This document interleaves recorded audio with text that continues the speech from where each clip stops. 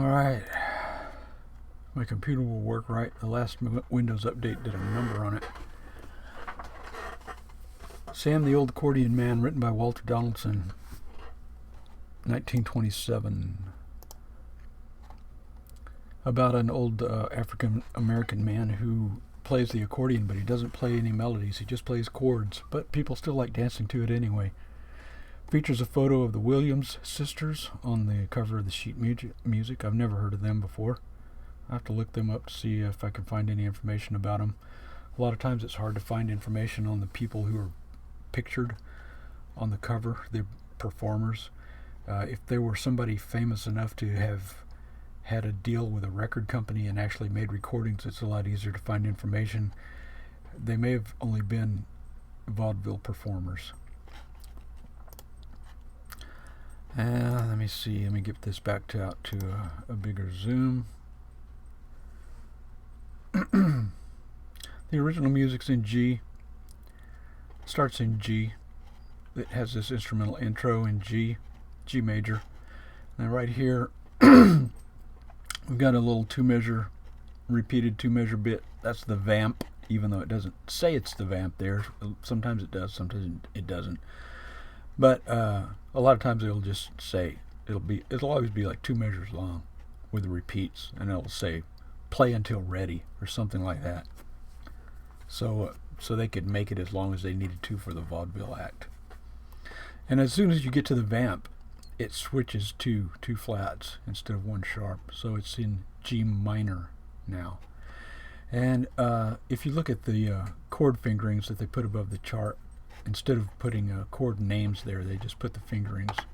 These are for a ukulele that's tuned A to F sharp B. And this woman here, May Singji Breen, and I'm not sure how to pronounce her middle name, but I think May Breen is right.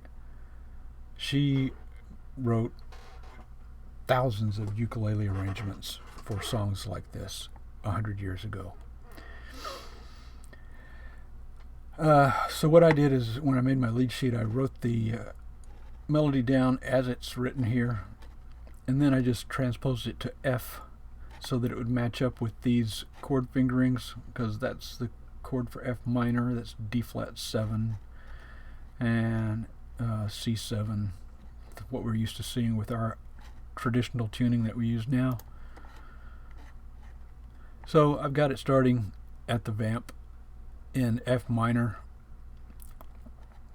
and I just whistled that little bit, and then it's most of this is in F minor all the way down to here. You can see on the original it's got a second stanza, which I didn't use. I didn't even put it on the lead sheet because I just didn't think it was necessary. It's long enough as it is.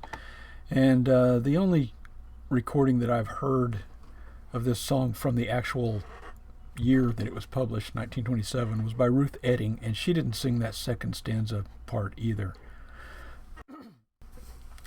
So I did it more like she did it. Apparently Doris Day also recorded it, although obviously Doris Day wasn't around in 1927, I don't think, to record this song. It was much later when she did it, so she must have done it for some nostalgia project where she recorded some Tin Pan Alley pieces or something. Anyway, I've never heard her version, so I don't know how she does it. But right down to here, it's in F minor all the way down to here, and then suddenly it changes to F major. Well, there's our key change from 4 flats to 1 flat, and it stays in F major for the rest of the time. And then we get right here, and this is where what you could call the chorus really begins, where he just plays chords that make you feel grand. And we go through all that. There's a modulation here where you can see it goes F7. F7 is the dominant 7 in the key of B flat, and then here's B flat, and then there's a E flat 7, which is actually the 4 chord in B flat, but they like to put a lot of 4/7 chords in this music. So kind of dramatic sounding, and then it goes back to F here, but it still has that with that weird D flat 7 chord here, which in F is an out of key chord, so it sounds really it's very arresting. It kind of gets your attention when it turns up. And we stay in F all the way to the end. That's going to be where we end. There's a fine. And then I forgot to put the word patter above the staff here, but on the original music.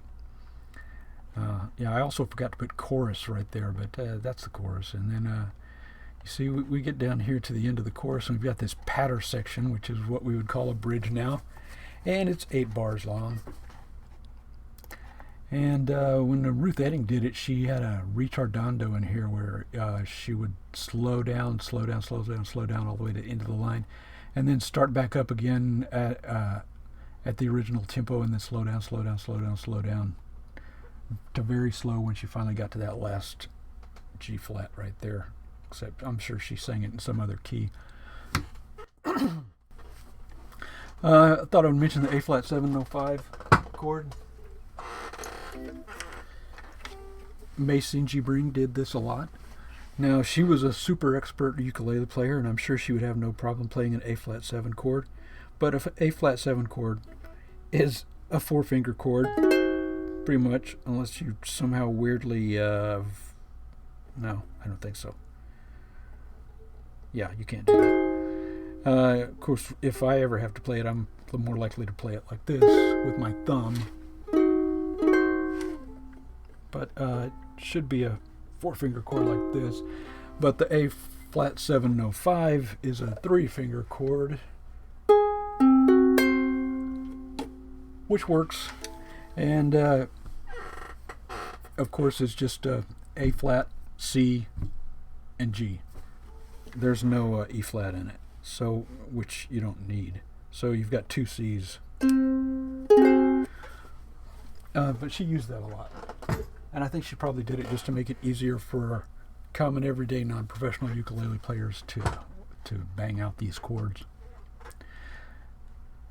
So there's no key change at the patter or the bridge, but we've got a bridge there, and then we jump back to the sign and do the chorus again, back to the fine, and that's the end of the song.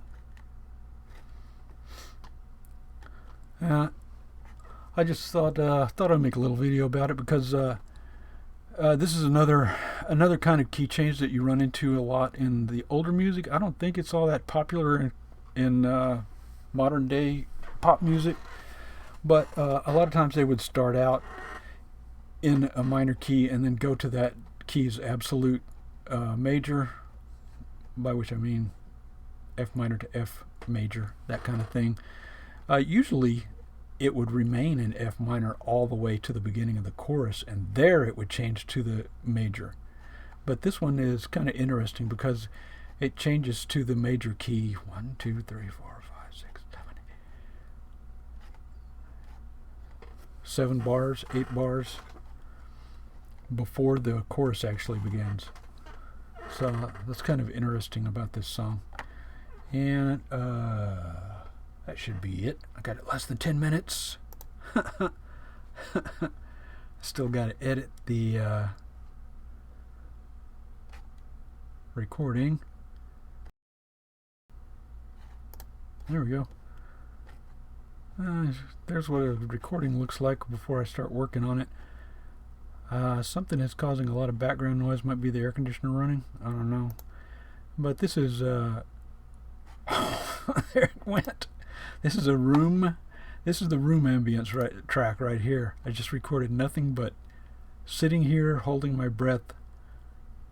That's the sound of the room, and then I will use that as a noise filter to remove it from this track, and then just normalize that track, and there you go. So that's it. Thank you very much.